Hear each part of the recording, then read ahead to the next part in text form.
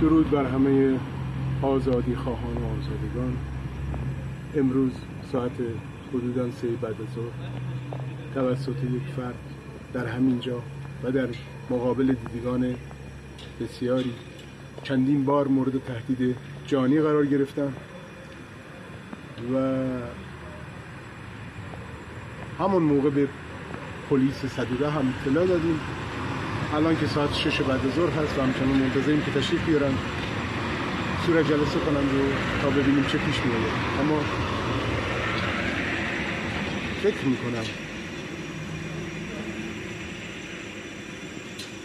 چه پایان غم انگیزی است برای فلسفه و فلاسفه در این مملکت که برسیم به اینجا.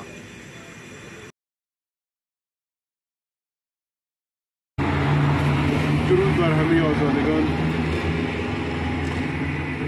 بیش از 26 ساعت از تهدید جانی من در همین جا گذشته.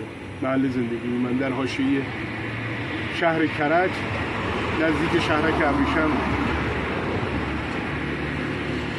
با اینکه دیروز هم چند بار تماس گرفتیم با پلیس صدوده و اعلام کردیم داستان رو، هیچ گونه پیگیری انجام نشد.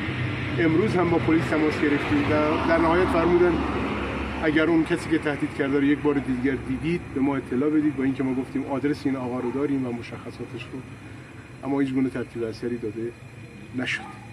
به هر روی دوستان من، عزیزانی که میگید او چرا حرف نمیزنید،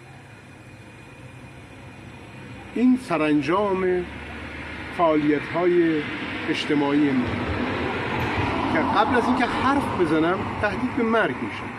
وای به حالی که حرفی بزنید.